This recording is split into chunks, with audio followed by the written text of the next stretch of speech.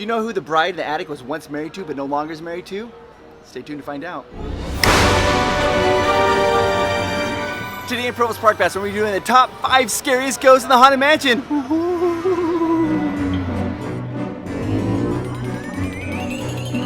The number 5 scariest ghost in the Haunted Mansion is the mummy in the graveyard. It's all wrapped up in himself.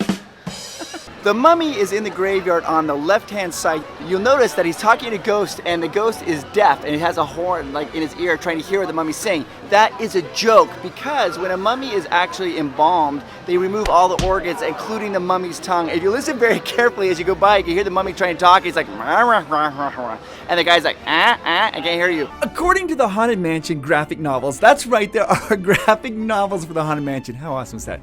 In a previous life, the mummy was known as Amemos, an Egyptian prince.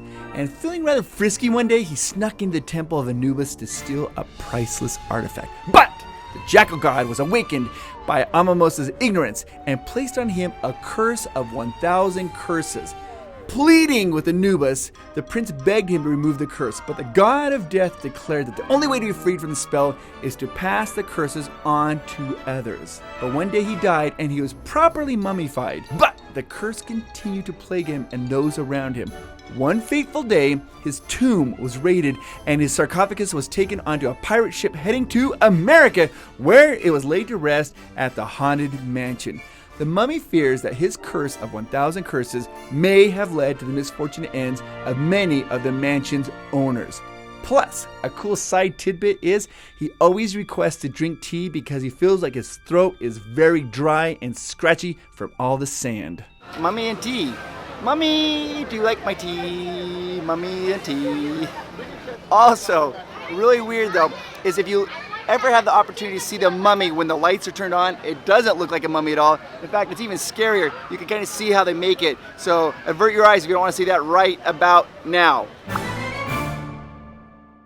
The number 4 scariest ghost is the Grim Reaper, actually Death. He's in the mausoleum in the graveyard. So the Grim Reaper is Death incarnate and is in the graveyard of the Haunted Mansion. He's on the right-hand side in a mausoleum right before the exit, right before you see the opera singers.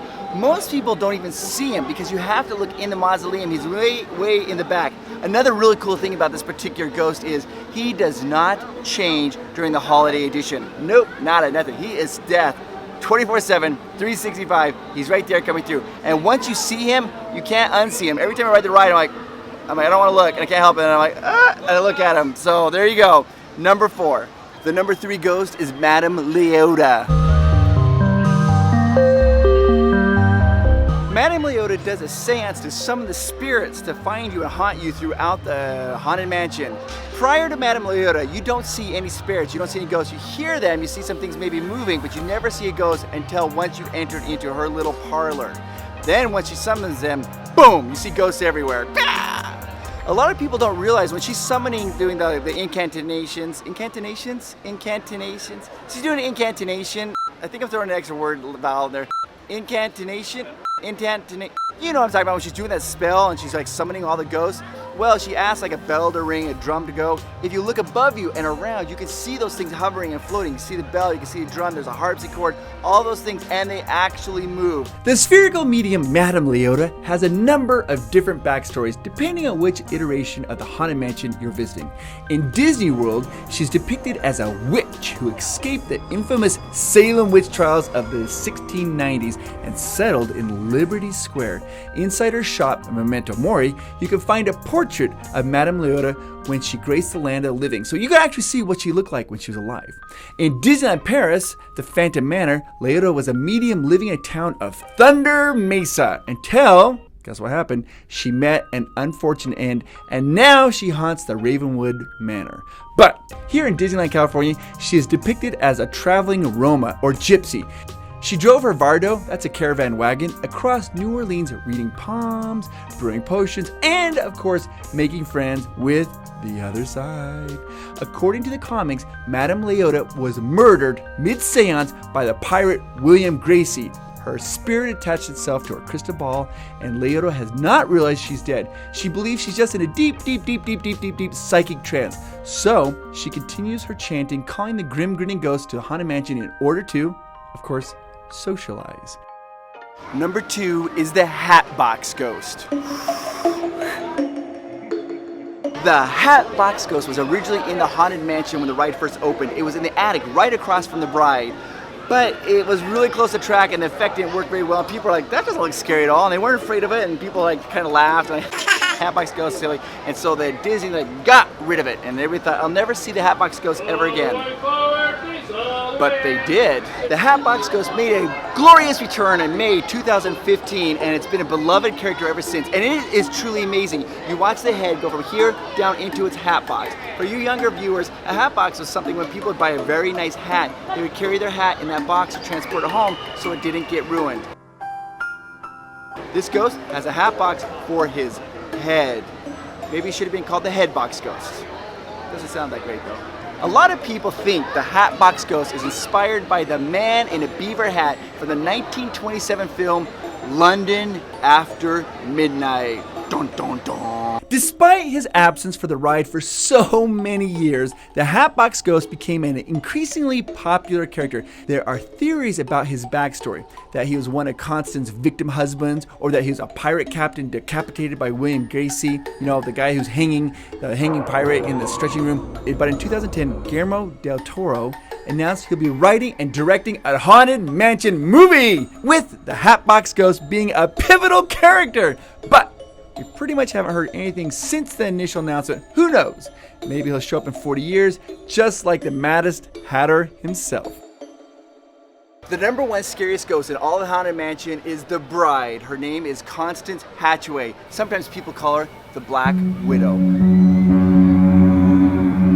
The original bride was a skeletal bride holding a bouquet of flowers and a candle in one hand. And you could hear her heart beating throughout the attic. Boom, boom, boom, boom. And in her chest, you could see a beating heart. Doom, doom, doom, doom. According to the Song and Story album of the Haunted Mansion, that skeletal bride was married to the Hatbox Ghost. What? She was married to the original Hatbox Ghost.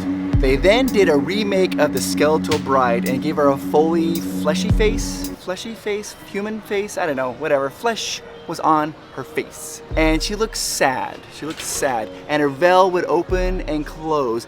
And during the attic, they had ghost heads that pop up and down. Those ghost heads, by the way, were moved down into the graveyard area.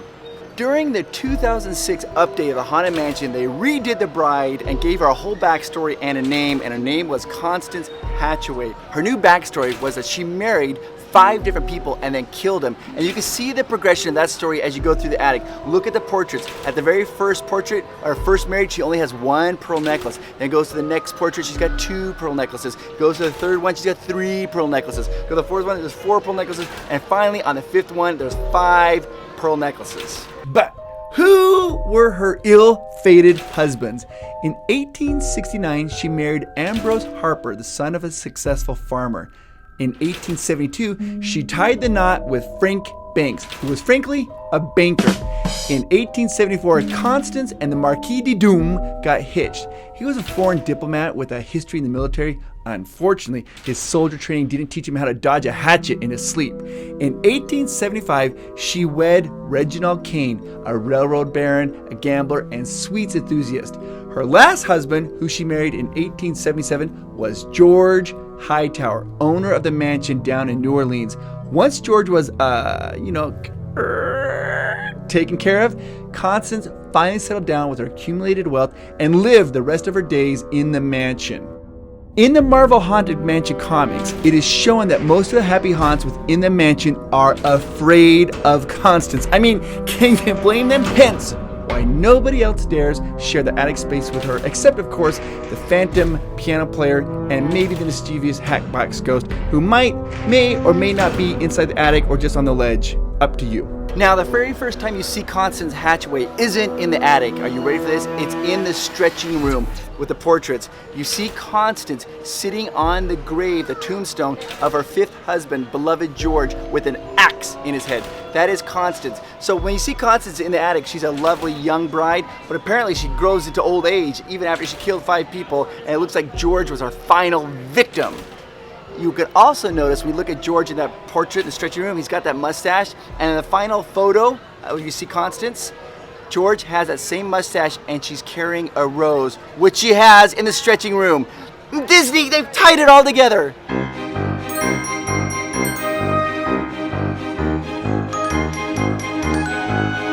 Did you know that Provost Park Pass is having a party? Did you know that? That's right, we are having a huge party. When we have 50,000 subscribers, we are going to be giving away 50 gifts to 50 lucky winners. We're going to be doing a Provost Park Pass live stream all day long with the whole Provost Park Pass crew, and we'll be giving people all kinds of gifts. We've got pins, a limited edition, we got merch, we have stuff from the Haunted Mansion 50th anniversary that we'll be giving away. All you have to do is subscribe and like this channel, and you'll be able to be a part of that particular party.